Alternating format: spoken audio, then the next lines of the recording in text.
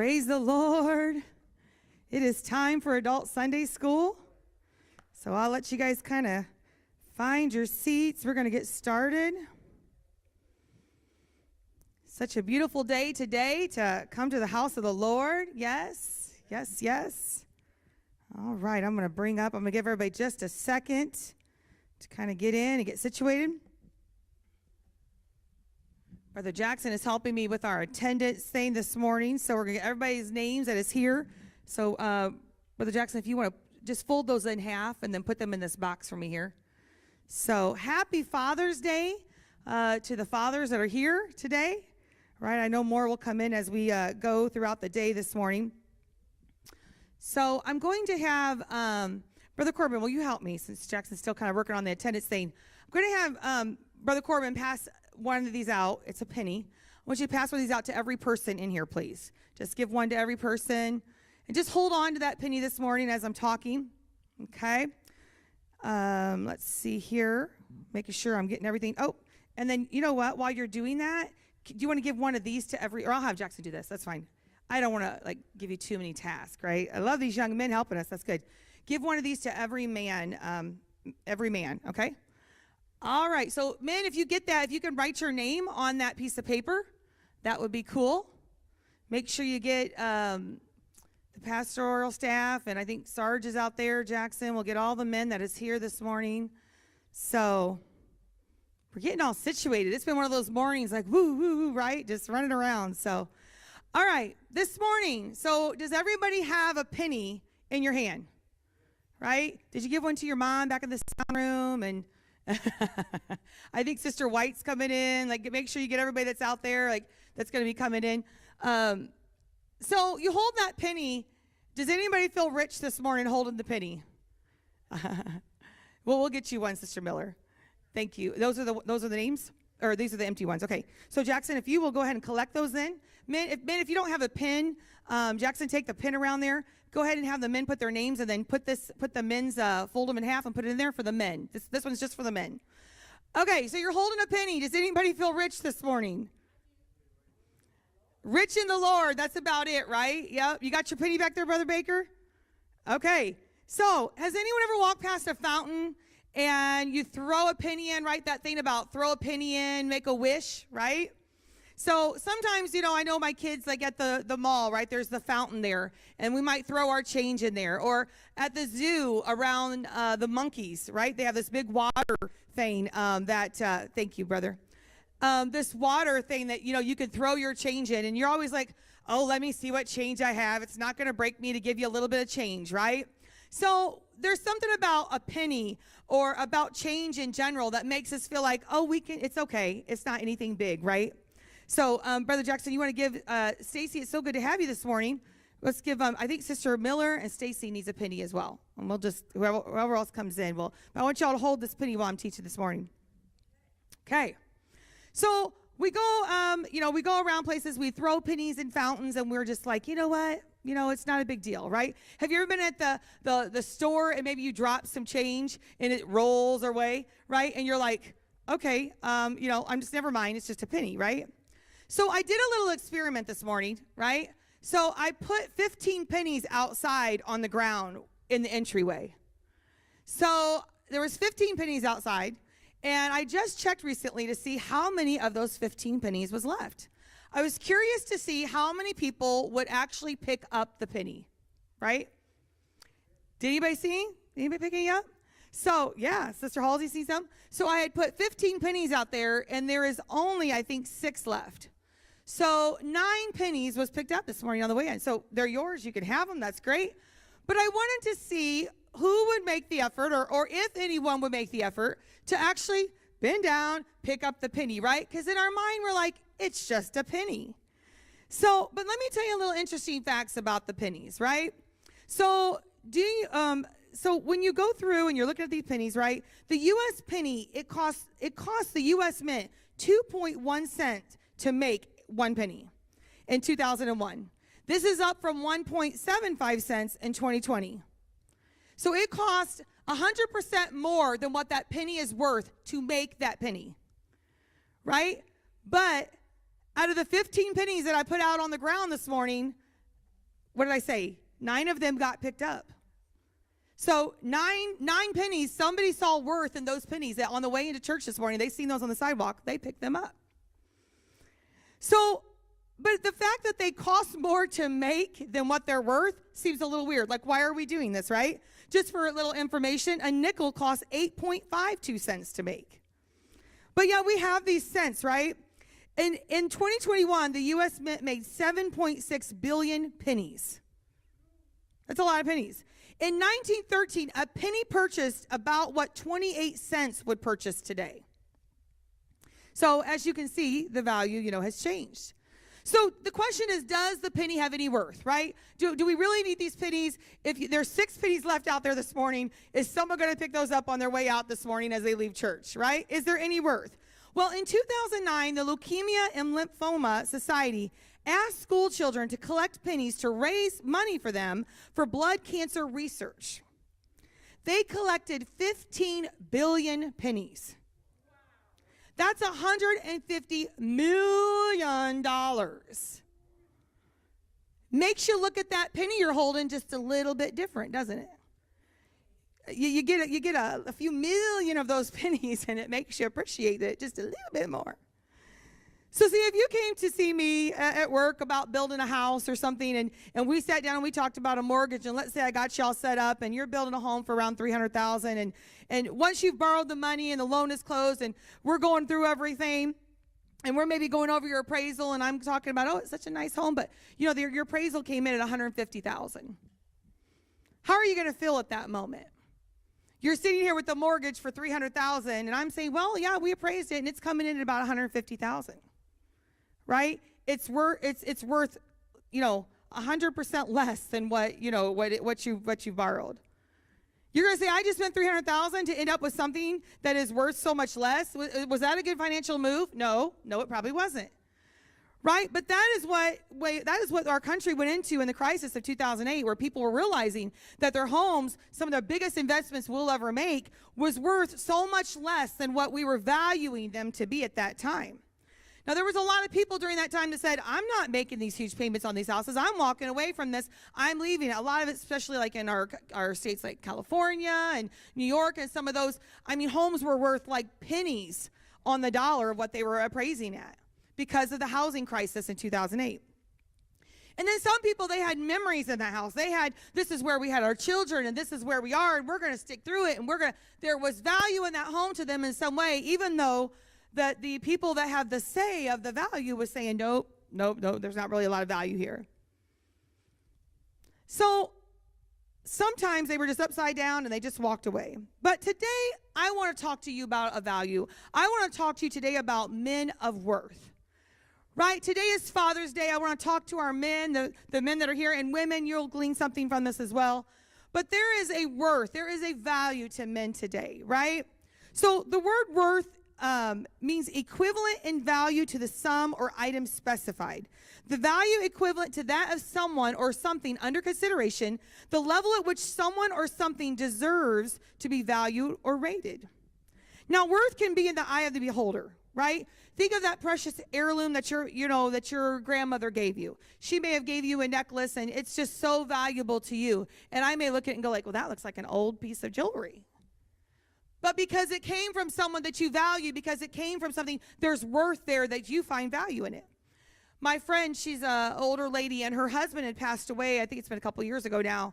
And someone took her husband's shirts and made a quilt out of it, right? He wore a lot of flannel shirts, and they would cut out those flannel shirts, and they made this beautiful Afghan, if you will, or blanket out of these shirts. Now, if I was to be given that shirt, it probably wouldn't mean a lot to me.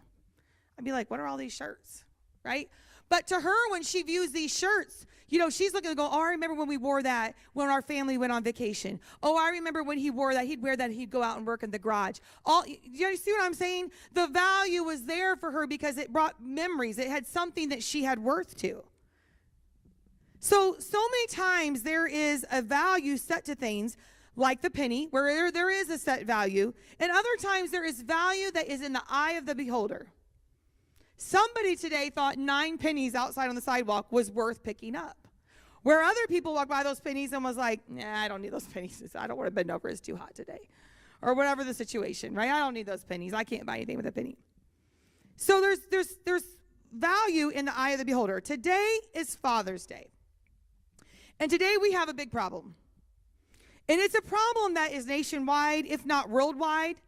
And that is it's a mindset about fathers, and not just fathers, but men in general. Right? I know men, we know that what I'm speaking of. It's that mindset of you fathers or men that you're not really needed. Right? We hear quotes like, families are built on love, not people or roles. And if there's no man, then that's okay. They're just not needed. That's what our society is saying today. Unfortunately, this mindset has tried to creep into the church world somewhat. And if anywhere or anyone should be standing up for the family unit and God's plan for family, it better be the church. Because God does have a set plan for families. He does have a set role for men and fathers and mothers and all of these things that we are in the church. Now, disclosure, right? We may have some mothers that don't have fathers in their homes, and a lot of times that is not by their choice. Or we may have men that their children, have been taken away from them and they can't be in their lives. And a lot of times that's not by choice. So I am not by any means, I'm saying kudos to these mothers that are raising children without men, because it's a big job. But I am in no way casting any kind of negative view if it's something that's without choice. But unfortunately, there are so many women today that are choosing to say, men are not important. I don't need you. I don't need you to be here. My children don't need you. And there's no value that they're finding in men or fathers of today. So the problem that we have is that men no longer want to look or act like men as well. I was reading an article this morning. It's in the article. It's called The Conversation. It was wrote in September of 2021. The title is How Sissy Men Became the Latest Front in China's Campaign Against Big Tech. Now, there's a lot of things I don't like about China, right? I am all for free speech. I am all for free expression. I am all for all of freedom, because that's who we are as Americans.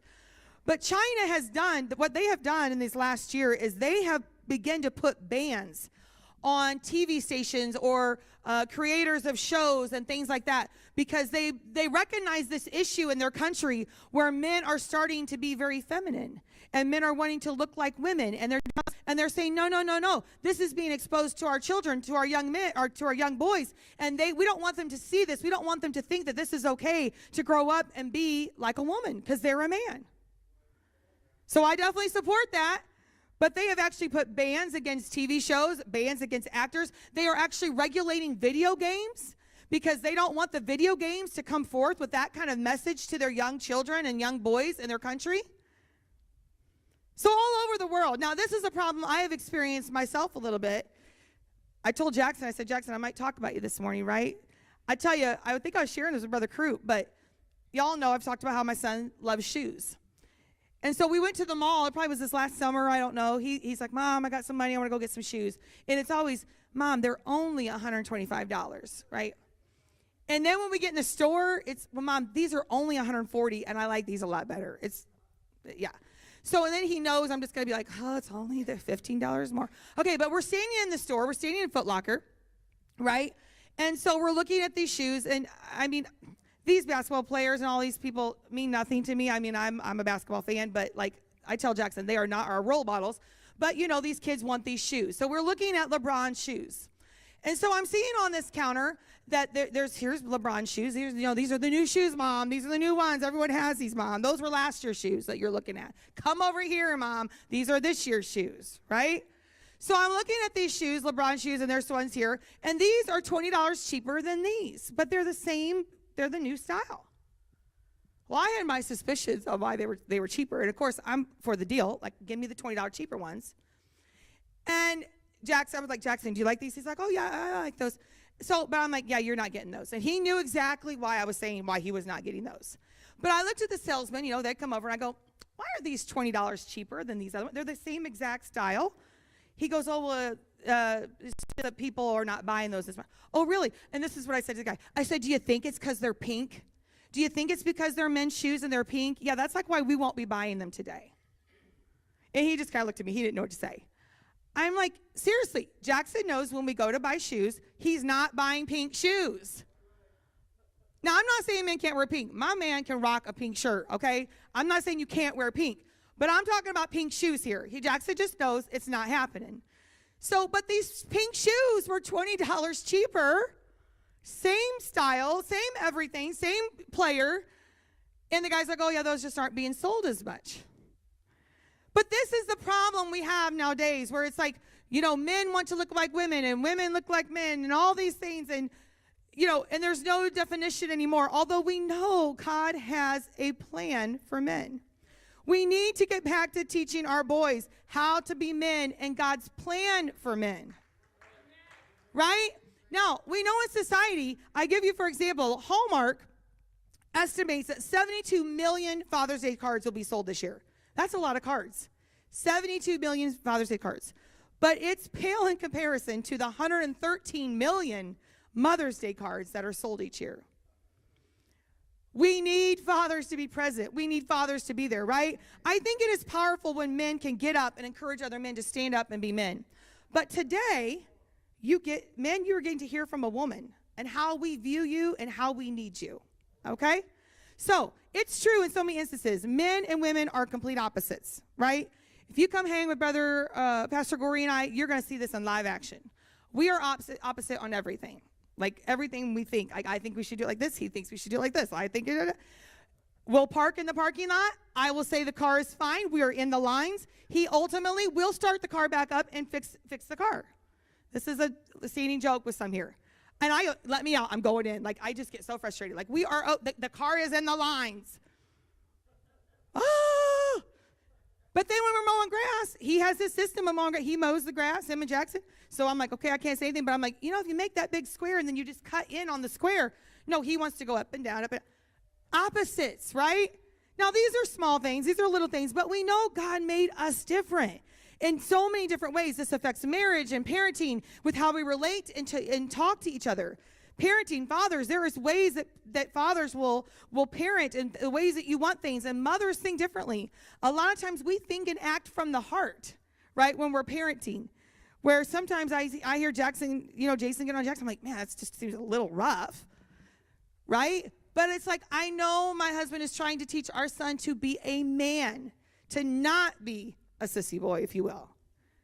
We know that God made man first, right? He breathed life into him. God had a plan for the man. In Genesis, let's look at Genesis 1:26. Genesis 1:26 says, and God said, let us make man in our image, according to our likeness. Let them have dominion over the fish, over the sea, over the birds of the air, and over the cattle, and all the earth, and over every creeping thing that creeps to the earth. God gave dominion to the man to be over and have power over every living thing on the earth, right? With every animal. Dominion. Dominion is defined as control or power over or authority to rule over. When a king has power over a certain territory, this is an example of a situation where a king has dominion over that territory. God gave and trusted you men to have dominion over every living thing on the earth. Then after he gave you dominion, he wanted to give you help, right? Companionship. And that's where we as women came in. We as women came in. God created man for himself, and God created woman for the man. So in Genesis 2:18, it says, the Lord, after creating Adam, saw that he was alone in the garden and declared, it is not good that men should be alone. I will make him a helpmeet for him. Sounds like God has a plan for men. God needs men to take their rightful given dominion and place that he has established way back at creation. Right? We need men to step up and lead your wives and lead your families away from sin and lead us to the house of the Lord and lead us in the ways of God. We need men. Even when you have a stubborn wife, like I could be sometimes. My husband say, look, this is what we're going to do. Men need to lead your wives. We need men to step up and lead. Single men, we need you to give yourselves to God fully. You may not have a family right now, but to put it in a nutshell, we need men to be men. Not men, men. Right? What birth do we talk about more than any other birth in the Bible? I heard a comment recently about how Joseph, we talk about the birth of Jesus. That's the birth we talk about more than probably any other birth in the Bible, right? Now, we usually talk about it at Christmas time. We're going to talk about it today on Father's Day. I heard a comment recently by a lady that said Joseph was not really needed in the birth of Jesus. He wasn't needed.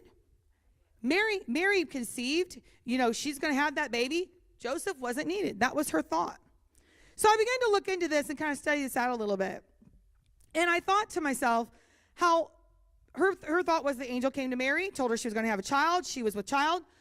This is the only conception ever where man was not needed to conceive that child. So I read an article by Jack Stroman, wrote in December 2017, and he addressed some different things about Joseph. I found it interesting. Joseph, the earthly father of Jesus, appears almost as an afterthought in the Christmas story. Luke barely mentions Joseph, right? Matthew's account gives Joseph a more central role, yet Joseph still does not speak any lines. If we do the Christmas story and you're the actor Joseph, you're not going to have a lot of lines. Yet we know he was there. Look at the religious art or the Christmas card scenes, often with no sign of Joseph. It's as though he was cropped out of the family picture sometimes. We see Mary holding her baby, or we sing songs like, Mary, did you know? Right? All these things about Mary and the baby and all these pictures of Mary and sometimes Joseph just isn't in that picture. Every now and then you see Joseph in the painted picture, but often Mary is the one in the limelight. But let's look closer at this. That may be a picture someone's painted, or that may be a thought that someone has, and we do obviously, Mary was favored among women, so it is good to talk about Mary and the role that she played. But let's look closer and see, was Joseph really needed in the life of Jesus? In reading the birth story in Matthew, we learn that Mary and Joseph were engaged, okay? In first century Jewish culture, this meant they were married. As a general rule, if you were engaged, you were considered like you were married in the fact that, you were betrothed to each other, you were getting ready to get married. And so this meant that you were considered, and therefore unfaithfulness constituted adultery. So the fact that Mary showed up pregnant when they were engaged was not good. And Joseph knew this meant that Mary could be stoned. That was the culture of that time. That was the rule of that time. But Joseph decided to break off their relationship. We know the story, right? Matthew describes Joseph as a righteous man. Let's look at Matthew 1:19. It says, then Joseph, my verse says, and Joseph, her promised husband, being just and righteous man and not wanting to expose her publicly to shame, planned to send her away and divorce her quietly. You see, Joseph, he was a person devoted to keeping the law and the covenant. As such, he was legally justified to end their engagement. No one could have faulted him for doing that. But Joseph's concern for the woman he loved caused him to temper his decision. Can you say that with me? Temper his decision with mercy, since he knew that what would happen to Mary if he divorced her because of her infidelity, because of her supposed infidelity. She might be killed, or she might be turned out by her family and ostracized by the community. He knew the existence for herself and her child would be begging and borrowing. As a righteous man, Joseph would never want this for his family. He loved Mary. He probably deep down knew, like, what is going on? Like, I know Mary. I love her. There's no way she would go out on me. There's no way she would do this to me. I'm sure there was such a struggle within Joseph. What do I do? Because as a man, it's like, I'm not being played. Like, you're pregnant, right? And but at the same time, he loved Mary. So he knew the existence for herself. And as a righteous man, Joseph didn't want that for his family. So torn between loyalty to his promised wife and loyalty to the law, because the law was the law. I mean, and it was important. And, as a Jewish man, you followed the law. He was torn. He attempted to do both. He wanted to be loyal to both. So by deciding to dismiss her quietly. And at this point, there's no way Joseph could have known the magnitude of his decision of wanting to dismiss her quietly. Let's look at Matthew chapter 1, verse 20 and 21. It says, thus an angel of the Lord appeared to him in a dream and said, Joseph, son of David, do not be afraid to take Mary as your wife, For the child conceived in her is from the Holy Spirit. She will bear a son, and you will name him Jesus, for he will save his people from their sins. God looked down and said, look, I'm ready to come on scene, and I need Joseph to be there. I need Joseph to be a part. He is part of this plan. It wasn't just Mary. He needed Joseph to be there. So God sent an angel to Joseph. Mary got that visitation that said, look, you are a favorite of women. You're going to have this child. But so the angel came to Joseph. The angel came and said, Joseph, take Mary. It's okay. And he said, you will name him Jesus. Joseph had a part in that. You're going to name him Jesus. The angel wanted to make sure Joseph knew it's okay. Don't walk away. Don't let your natural thoughts and things that could be so justified by the world, don't follow those, because I have a word for you. The Lord's saying, don't follow the things that the world is telling you. Follow the normal. Temper that decision, right? Think about what you're doing. The Lord has a word for Joseph to give him direction. He was needed for that birth. When Joseph awoke from his dreams, he was willing to obey the startling and unexpected command of God, putting aside his earlier decision. Did y'all know, men, you can change your mind? You do know that happens in the Bible, right? Right? Some men, have you ever seen a man like, nope, bless God, this is how we're doing it. Yeah. And you can just give them every fact, every reason to change. No. But I tell you, a man that is in tune with God, there will be times, men, that you will make a decision for your family that God will come and say, I don't think that probably is the best. And it's okay as men. It's okay as women. It's okay as children of God. If we make that decision, you know what? The Lord is leading me to do this differently. The Lord has spoke to me. You know what? We're going to do this. We're going to do that. That's why it's so important that we stay in tune with God. Every decision we make, of every magnitude, every decision that we make, Lord, what do you want? Lord, what would you have for me to do? Lord, I'm telling you what, man, you've got pressure on you. Running a family and being the leader of your home, there's pressure on you today. I want you to feel that pressure today. Don't slack that responsibility. And I'm looking at men that really probably don't need this, but I hope someone online is watching today. But I just want to encourage you how you are needed. You are needed. Your voice is needed. Your presence is needed in your home today. And the Lord will speak to you like he spoke to Joseph. Don't underestimate what a courageous act this was on Joseph's part to come back and say, he said, I just decided I'm going to let her go. I'm going to dismiss her. And the angel comes and he says, okay, I'm taking her. She's mine. I'm going to marry her. I don't care what people say. I don't care about the names they're calling her, the things that they're saying about her, and how I'm going to be brought into this scandal. He says, but the Lord has spoke to me, and he has told me this is what I'm to do, and I'm going to do it. He didn't care that it wasn't acceptable to society at that moment. He had a word from God, and that's what he was going to do. He probably felt his whole world had fallen apart. His good name, good name back then meant something. I tell my kids all the time, your name means something. I remember, this just came to my mind, I remember years ago, this is way before we were at Pentecostal Fort Wayne, the church we were attending, someone from a different church had said something about me. And they had said, somehow it got to my then pastor. It really bothered me, and I talked to my husband about it. I'm like, that is absolutely not what happened. That is absolutely not. And I had a sister in the church. We went to lunch, and we were talking about it a little bit. It had come up. And she looked at me. She says, Susan, don't worry about it. Anybody that knows you knows that's not how that went down. And it gave me such peace that she knew. She knew. I didn't say that. I did not do that. I did not know. And she said, don't worry about anybody that knows you. Your name is so important. Your actions, how people are going to view. Yes, they're going to listen to God. Yes, they're in tune with God. Yes, they're, right? Joseph had that day. His good name was getting ready to be like, can you imagine the talk, right, around the stables? Okay, what is Joseph doing? He could have anyone. Why is he taking this woman that has went out with him? He's crazy. Is he not a man of God anymore? Is he wanting to hang with those that are committing adultery? His good name, I'm sure, was just dragged through the mud that day when he came out and said, we're married. We're going to be married. He felt his whole world was falling apart. Joseph could have walked away from this entire situation, but he did not. He could not forget who he was, a righteous man, remembering who he had been all these years. Men, when things come against you, ladies, when things come against us, when trials and tribulations, remember who you are.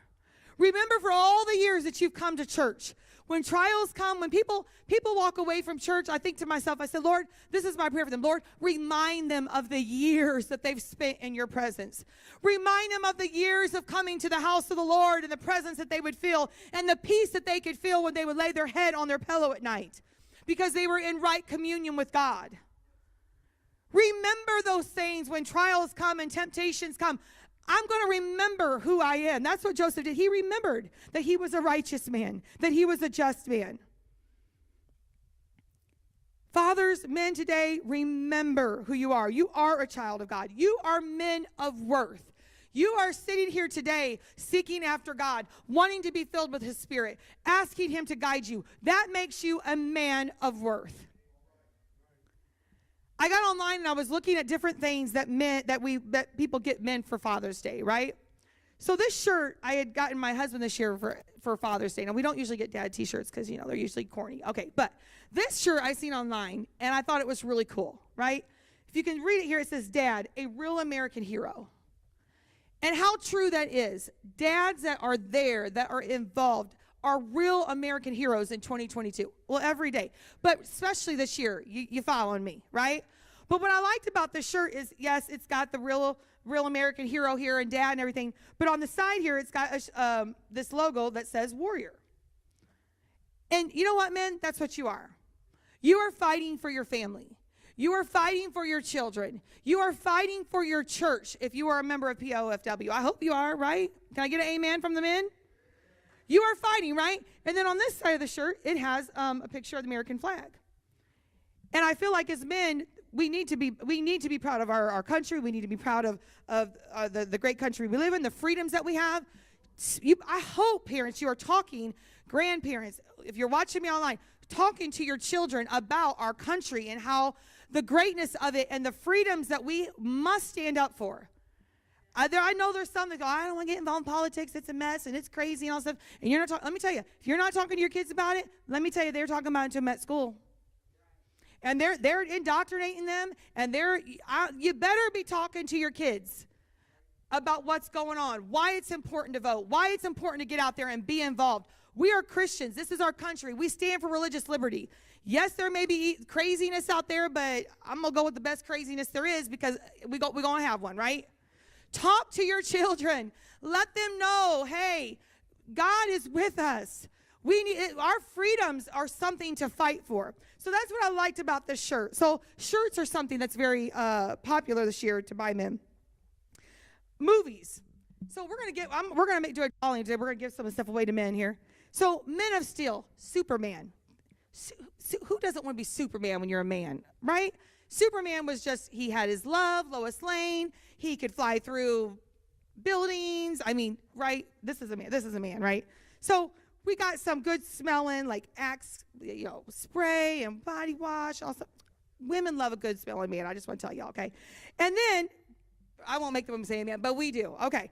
And then we got this cup, this coffee cup. There's times that men work hard. They come home, right? I just want to relax, right? And if you're a coffee drinker or just whatever you drink, but this cup here, it says on it, it's got on one side it says one way with pointing up. There's one way. One way to be a man, one way to be a holy man, one way to lead your family, one way to God. And it says on here, teach me your ways, O Lord. Lead me in a straight path. That's what men, I know you want for your families. You want a straight path, a path that leads to holiness, a path that's going to lead your families to heaven, right? So some of these things are things that I was online and seeing that people kind of are doing, and that's fine. So what I want to finish up today as we're getting ready to close. Men, I want you to realize today the value that you play. Joseph possessed the boldness and courage, Brother Jones, if you will come, Pastor Jones, boldness and courage and strength of character to defy the expectations of his entire community and take Mary as his wife. He did so in spite of the people who may have wanted to stone her. Men, would you have the courage to stand today if you had such a weighty, is that a word? Weighty decision to make for your family? Could you stand against the pressure? You know, the world's telling you that you're not needed. Your voice doesn't carry any weight. If you're a man with any sensitivity, that you're a sissy. If you stand here in public and cry and talk about how you need an unseen God, that you're weak, that's what the world's saying. But men, can you stand against this expectation of the world? Can you stand when the light is being shown on your life? See, men, I'm here to tell you as a woman, we need you. Ladies, let me ask you, how many of you would want to do this on your own? Let me tell you why Joseph, I'm sure there's much more spiritual points to this, but let me tell you why Joseph was so needed for that birth of Christ. Ladies, first, would you want to do this? First, be caught up in a whirlwind of events, 9 months pregnant, forcing you to leave your home and travel more than 80 miles over rough terrain to Bethlehem on a donkey, under primitive first century conditions to give birth to a son in a stable filled with animals. Then in a short period of time to deal with a decree by a king that is threatened to kill your son's life. Any women want to go and try to do that on your own today? No. No, see, we need you, men. We really do. Sometimes we may act like we don't, but we need you. See, no, please, I'll take my nice, strong husband. Number one, I want him to carry my luggage. Number two, I want him to fight off any wild animals that are going to scare me. I want him to fight off those people that are coming to kill my son.